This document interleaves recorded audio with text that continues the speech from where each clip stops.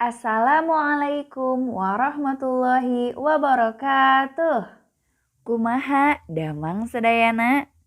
Mugia urang sadaya dipaparin kasehatan ku Gusti Allah Subhanahu wa taala.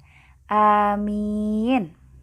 Barudak dinten ayeuna urang bade diajar basa Sunda. Pangajaran opat gotong royong. Tujuan pangajaran dinten ayeuna nyaeta hiji, ngalarapkeun kalimah parentah. 2. Nyalin kalimah ku aksara ngantet atanapi aksara sambung. 3. Ngagunakeun basa hormat. Saha nu tos siap ngaregepkeun pangajaran basa Sunda dinten ayeuna? Absen di kolom komentarnya. Barudak teu kenging hilap, sate acan urang diajar, urang kedah ngadua sasarengan. Ngadua di kawitan. A'udzu billahi minasyaitonir rajim. Bismillahirrahmanirrahim. Alhamdulillahi rabbil alamin. Ar-Rahmanir-Rahim. Maliki yaumiddin. Iyyaka na'budu wa iyyaka nasta'in. Ihdinas siratal mustaqim. Siratal ladzina an'amta 'alaihim ghairil maghdubi 'alaihim waladdallin.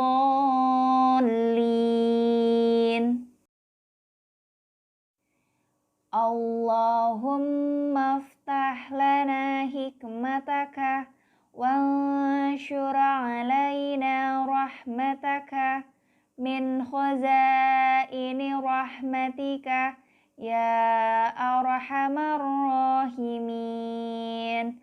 Shadaqallahul azim. Alhamdulillah, mugia urang sadayana dipaparin kaberkahan dina nuntut ilmu ku Allah Subhanahu wa taala. Amin. Barudak nu kahiji urang bakal diajar ngagunakeun kalimah parentah. Kedah diemut-emut, kedah diinget-inget. Kalimah parentah nyaeta kalimah anu dianggo kanggo marentah ka batur.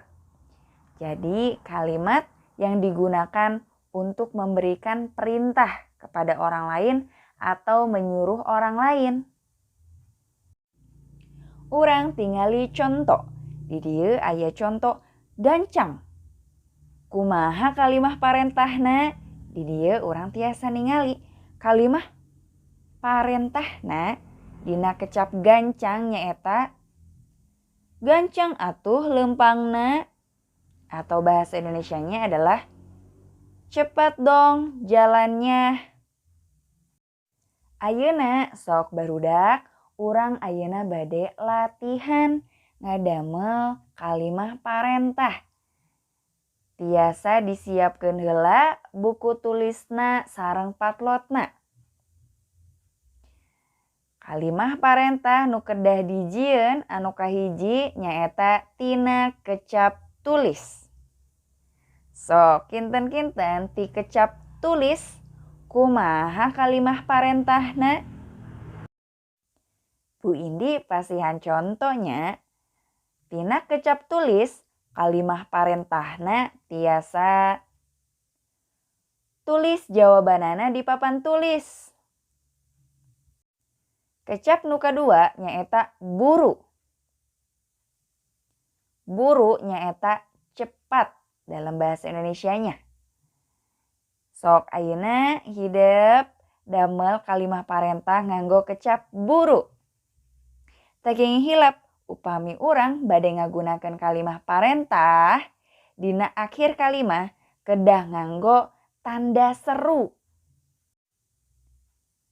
Sok Bu Indi pasihan contoh dina kecap kadua buru kalimah parentahna nyaeta Buru atuh nulisna meh tereh balik. Sok di nomor katilu nepikeun ka nomor 10 ku hidep latihan ngadamel kalimah parentah. Nomor 3 aya kecap diajar. Muka 4 aya kecap asupkeun. Kalima aya kecap calukan. Calukan dalam bahasa Indonesia artinya panggilkan. Nuka genep jieun kalimah parentah tina kecap itung. Katujuh kecapna dahar. 8 kecapna sare. 9 kecapna regepkeun. 10 kecapna teangan. Sok ayeuna hidep diajar ngadamel kalimah parentah ngagunakeun kecap-kecap anu tadi disebatkeun. Ditulis dina buku pancen, di buku catatan masing-masing. Nuka 2, urang bakal diajar ngeunaan nyalin kalimah ku aksara ngantet. Aksara ngantet teh nyaeta aksara sambung. Urang pasti atos diajar sababaraha kali ngeunaan kumaha nulis aksara sambung. Nah, sateu acan urang diajar nyalin kalimah nganggo aksara ngantet, urang ayeuna bade ngemut-ngemut deui, bade nginget-nginget deui kumaha sih aksara-aksara ngantet teh? Sok ayeuna hidep regepkeun video ieu.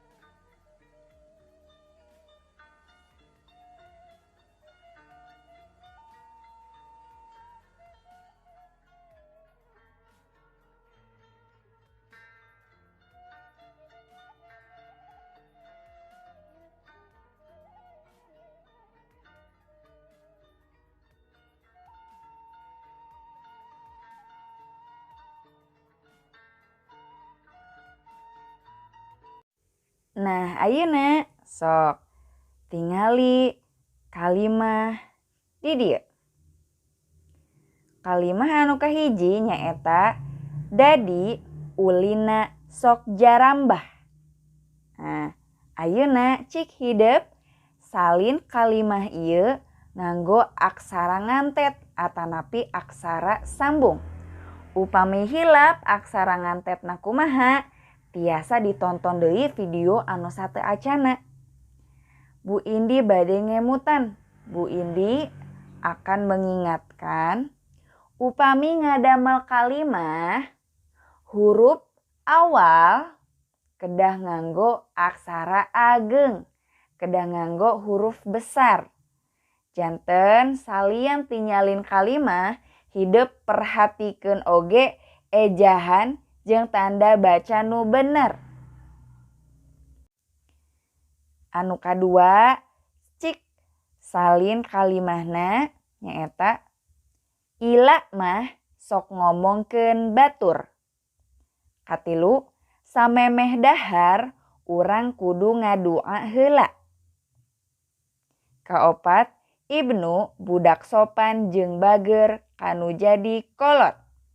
Tah, aya 4 kalimah nu kedah hideup salinnya ka aksara ngantet. Ayeuna urang bakal diajar ngagunakeun basa hormat. Ayeuna urang bade tingali contoh kalimat anu ngagunakeun ragam basa anu nganggo basa hormat. Contoh, Pak geura tuang heula. Abdi bade kapengker heula, Bu. Ieu mangrupakeun basa hormatnya atanapi bahasa yang sopan. Ayeuna cik kuhidep ditingali deui kalimah ieu.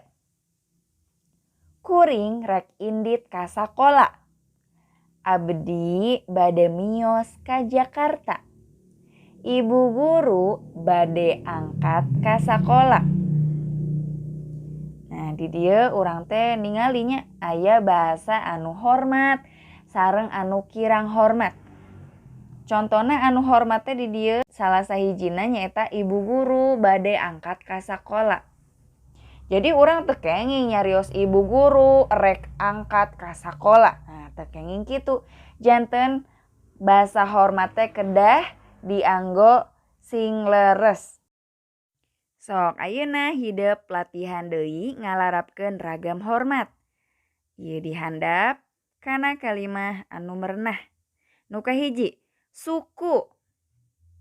Bahasa hormatna nyaeta sampean. Atau bahasa Indonesianya yaitu kaki. Janten ayeuna cik kuhidep larapkeun ragam hormat nganggo kecap sampean. Kadua, deukeut. Ragam hormatna caket. Eleh. Ragam hormatna kawon. Ngora. Ragam hormatna anom. Tulus, ragam hormatna cios. Sok ayeuna hideup larapkeun ragam hormat ieu kana kalimah anu merenah. Bu Indi pasihan contoh. Di dieu aya kecap bae. Bae kan kasarnya. Nah, ragam hormatna nyaeta sawios. Ayeuna Bu Indi bade ngadamel contoh kalimah ngagunakeun kecap sawios. Contona, sawios atuh teu meser sapatu anyar oge. Nu penting abdi sapatuna masih sae dianggo. Nah, barudak mung sakitu pangajaran dinten ayeuna nyaeta ngeunaan ngagunakeun kalimah parentah, kalimah aksara ngantet, sareng ngagunakeun basa hormat. Teu kenging hilap tugas-tugasna latihan dikerjakeun di bumi. Teras minggon payun insyaallah urang bakal aya ulangan harian bahasa Sunda. Ayeuna urang ucapkeun hamdalah sasarengan. Alhamdulillahi rabbil alamin. Astaghfirullahal azim. Astaghfirullahal azim. Astaghfirullahal azim. Subhanakallahumma wa bihamdika asyhadu an la ilaha illa anta astaghfiruka wa atubu ilaik. Hatur nuhun sadayana. Wassalamualaikum warahmatullahi wabarakatuh.